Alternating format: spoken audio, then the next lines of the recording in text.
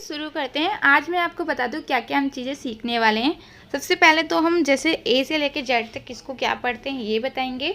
उसके बीच बीच में हम जैसे कि सी तक हमने सीखा, उसमें फिर हम बुक की रीडिंग करेंगे और लास्ट में हम सीखेंगे साइलेंट कैरेक्टर, यानी कि कहाँ पर कौन सा साइलेंट होता है। ठीक है, तो यहाँ पर देखिए ए को आ भी पढ़ते हैं और ए भी पढ़ते हैं। जैसे कि कार में आप देख रहे हैं ए को आ पढ़ रहे हैं, और वे में आप देख रहे हैं डब्ल्यू को वा पढ़ रहे हैं, ए वाई को ए पढ़ रहे हैं। ठीक है, बी को सिर्फ वाई पढ़ा जाता है, तो उसका कोई रूल्स नहीं है, सिंपल वा पढ़ा जाता है। जैसे कि बुक में आप देख रहे हैं बी को वा पढ़ रहे हैं, डबल ओ को ऊ पढ़ रहे हैं और के को का पढ़ रहे हैं। सी का आपको मैंने कितनी बार बता रखा, आप लोगों को खुद ही याद हो गया होगा कि सी को का भी पढ़ते हैं और सा भी पढ़ते हैं। पर देखिए ये तो मैं आपको कल और परसों दोनों ही वीडियो में मैं आपको बता चुकी हूँ कि सी को का और शा कब पढ़ते हैं। अगर आपने वीडियो नहीं देखे ना तो प्लीज़ जाके पहले वीडियो देख ले, ताकि आपको और अच्छे से समझ में आ जाए। तो सी को का भी पढ़ते हैं और सा भी पढ़ते हैं। जैसे कि कैट में आप देख रहे हैं सी को का पढ़ा जा रहा है, और सेंट में आप देख रहे हैं सी को सा पढ़ा है। क्योंकि सी देखिए कैट में क्या है, सी के बाद ए है, तो सी को का पढ़ा जा रहा है। तो अगर सी के बाद ए होता है तो सी को का पढ़ते हैं। सेंट में क्या है, सी के बाद ई है, तो सी के बाद ई है तो हम यहाँ पर सी को सा पढ़ें। ई आई वाई इस तरीके से होता है। अगर ये होगा तो आपको सी को सा पढ़ना होता है। चलिए अब आगे बुक की रीडिंग कर लेते हैं। यहाँ पर देखिए जैसे कि मैंने अभी आपको सिखाया, तो थोड़ा सा रीडिंग कर लेते हैं ताकि और अच्छे से समझ में आ जाए। ए एस को एज पढ़ा जाता है। जैसे कि ए को आप देख रहे हैं ए पढ़ रहे हैं, और ए को ए कब पढ़ते हैं, जैसे स्टार्टिंग में ए होता है तो ए को ज़्यादातर ए ही पढ़ा जाता है। ठीक है, एस को जा पढ़ रहे हैं। एनी में आप देखिए ए को ए पढ़ रहे हैं, एन को ना पढ़ रहे हैं, लास्ट वाले वाई को ई पढ़ रहे हैं। ठीक है, तो ये हमारा हो गया एनी। एंड में आप देख रहे हैं ए को ए पढ़ रहे हैं, और यहाँ पर देखिए एन को ना पढ़ रहे हैं, जो अंकी बिंदी है, डी को डा, यानी कि एंड। अब अनदर में देखिए ए को आ पढ़ रहे हैं। अब देखिए ए के बाद अगर एन होता है तो ए को आपको आ पढ़ना है, और बाकी सब में आपको स्टार्टिंग में ए को ए पढ़ना है।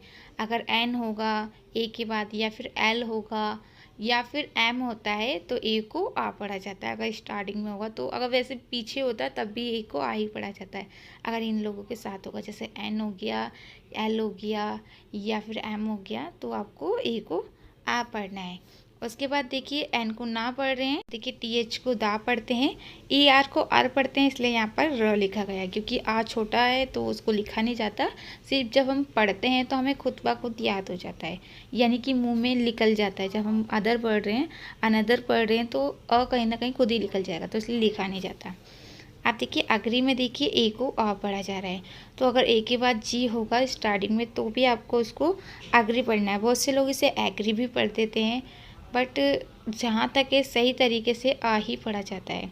तो ए को आ पढ़ें, जी को उका पढ़ें, आर को रा पढ़ें, डबल ई को ई की माता। अपियर में देखिए ए को आ पढ़ें, डबल पी को पा पढ़ें, ई ए को ई की माता पढ़ते हैं, और आर को रा पढ़ते हैं। देखिए मैंने बोला लिखा नहीं जाता है, पर यहाँ पर लिख दिया है क्योंकि अपियर, बट अगर आप नहीं भी लिखेंगे ना तो वो भी आपका सही माना जाएगा। बिग में देखिए बी को बा पढ़ें, ई को ई की माता पढ़ें, आई एन जी को इंग पढ़ते हैं, तो वो बिंग हो गया। ठीक है, मैं आपको ये इसलिए पढ़ा रही हूँ क्योंकि जो आगे हम रूल सीख रहे हैं ना, तो आपकी प्रैक्टिस हो जाएगी कि ए को कहाँ आ पढ़ रहे हैं। ठीक है बच्चों, चलिए अब आगे देख लेते हैं। देखिए डी को डा पढ़ा जाता है, तो डी को डा ही पढ़ते हैं और कुछ तो नहीं पढ़ते हैं।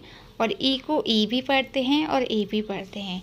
जैसे कि आप देख रहे हैं सी में आप देख रहे हैं एस एच ई, यानी कि सी हो रहा है, क्योंकि एस एच को सा पढ़ें और ई को ई की मात्रा पढ़ें।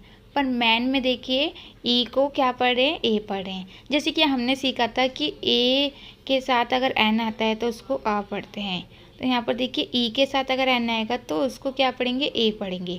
वैसे ए ई के साथ एन होता है तो आ भी पढ़ा जाता है, ये मैं आपको बाद में बताऊंगी।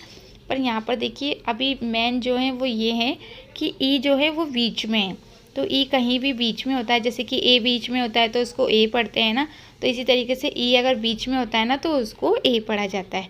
तो आपको समझ में आया, ये भी अगर ई बीच में होगा तो आपको ए पढ़ना है। आप देखिए एफ को फा पढ़ा जाता है, जैसे कि फुट हो गया, पर पी एच को भी फा ही पढ़ेंगे।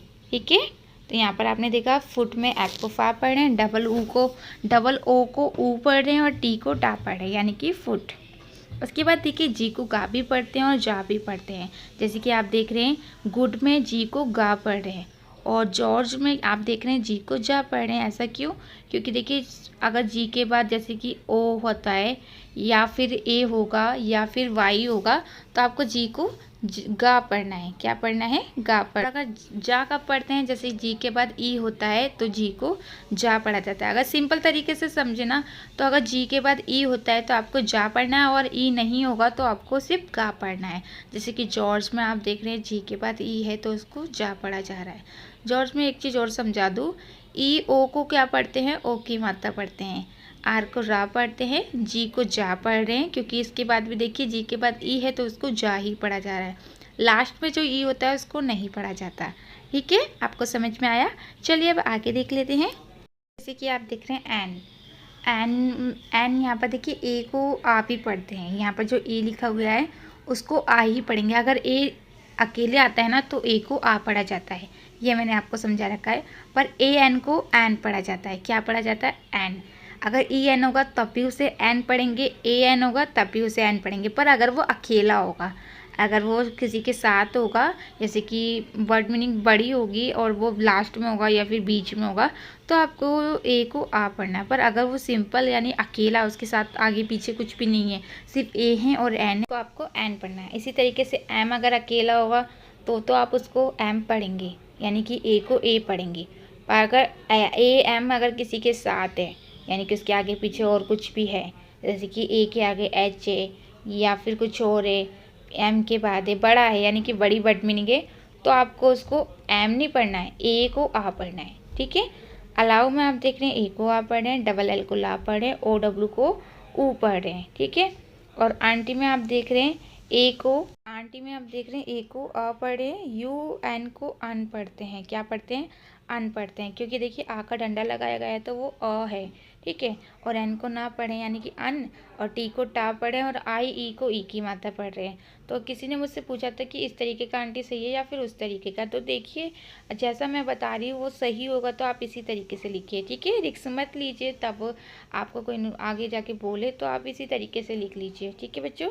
ए टी को ऐट पढ़ते हैं तो सिंपल है, क्योंकि ए टी अगर अकेला होगा तो उसको भी आपको ए को ए पढ़ना है। ठीक है।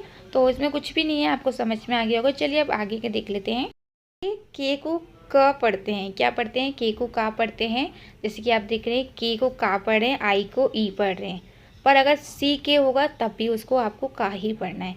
यानी कि दो तरीके के होते हैं, यानी कि दो तरीके के का होते हैं। एक होता है के को का और दूसरा होता है सी के यानी कि का। अगर आप जानना चाहते हैं कि सी और सी के में क्या डिफरेंट है तो मैं आपको बाद में जो वीडियो बना दूंगी, अगर आप लोगों को चाहिए तो आप मुझे कमेंट बॉक्स में बता सकते हैं। एल को ला पढ़ते हैं, इसमें तो कुछ भी नहीं है, आपको पता चल गया होगा। एम को माँ पढ़ते हैं, एन को ना पढ़ते हैं।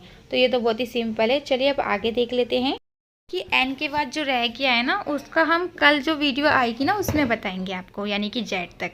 और साथ के साथ कुछ नया होगा, यानी कि बुक रीडिंग और अच्छे तरीके से करेंगे। और इसमें हम पहले जान लेते हैं एन कहाँ साइलेंट होता है, क्योंकि हमने एन तक सीखा तो एन के बारे में पता कर लेते हैं कि भाई एन कहाँ पर साइलेंट होता है। तो देखिए एम के बाद अगर एन होता है तो एन से हमारा साइलेंट रहता है। क्या बोला मैंने? एम के बाद अगर एन होगा तो एन को नहीं पढ़ा जाएगा। जैसे कि हिम में देख रहे हैं आप, एच को हा पढ़ रहे हैं, वाई को ई पढ़ रहे हैं। आप देखिए वाई अगर बीच में होगा या फिर लास्ट में होगा या फिर कहीं भी होगा तो आपको वाई को ई पढ़ना है। पर अगर वो शुरू में सबसे पहले वाई लिखा है तो वहाँ पर आपको या पढ़ना है। एम के बाद देखिए एन है तो हम सिर्फ एम को माँ पढ़ रहे हैं, एन को कुछ भी नहीं पढ़ रहे। तो आपको समझ में आ रहा है ना कि यहाँ पर एन जो है हमारा साइलेंट है। यहाँ पर देखिए सोलम में देखिए एस को सा पढ़ रहे हैं, ओ को ओ पढ़ रहे हैं, एल को ला पढ़ रहे हैं। पर ई एम को में आप देखिए ई को हम कुछ नहीं पढ़ रहे हैं। ये चीज़ हमें समझ में नहीं आती कि ई को क्यों नहीं पढ़ रहे। पर मैंने अभी आपको बताया था ना कि अगर ई एम या फिर ए एम अगर अकेले होते हैं तो हम ई को ए पढ़ेंगे। पर अगर ई एम साथ में होंगे, और जैसे कि आप देख रहे हैं सोलम में बड़ी वर्ड मीनिंग है और इसके बीच में है ये, या फिर पीछे हुए हैं, तो आपको ई को आ पढ़ना है। ठीक है, याद रखिएगा। अगर ई एम के साथ है और अकेला नहीं है तो आपको ई को आ पढ़ना है, एम को माँ पढ़ना है। एन हमारा साइलेंट है क्योंकि एम के बाद अगर एन आएगा तो एन को नहीं पढ़ेंगे। तो सिंपल है, आपको समझ में आ गया। एक और रूल से जिसमें एन हमारा साइलेंट होता है, चलिए वो जान लेते हैं। अगर आप चाहते हैं ना कि कल की जो वीडियो आएगी इसके आगे का भी सीखें और ऐसे ही आप सीखना चाहते हैं तो चैनल को सब्सक्राइब कीजिए अगर आप नए हैं, क्योंकि मैं नहीं चाहती कि आपसे ये चीज़ें छूटे और आप पढ़ना ना सीख पाएँ। ठीक है, चलिए जान लेते हैं। देखिए ऑटम में आप देख रहे हैं, यहाँ पर आप देख रहे हैं ए यू को ओ पढ़ते हैं तो सिंपल ओ है, टी को टा पढ़ रहे हैं, और यू अगर बीच में होता है ना तो यू को अ पढ़ा जाता है, वो भी कौन सा, छोटा आ। तो यहाँ पर उसको नहीं पढ़ा जा रहा है। पर देखिए एम के बाद एन है तो एम को माँ पढ़ा जा रहा है, यानी ऑटम का मतलब होता है पतझड़। कॉलम में देखिए सी को ओ पढ़ रहे हैं, एल को हम ला पढ़ रहे हैं, और एम को हम क्या पढ़ रहे हैं, माँ पढ़ रहे हैं। एन को नहीं पढ़ा जा रहा, जैसे आपको बताया मैंने, एम के बाद एन होता है तो नहीं पढ़ते हैं।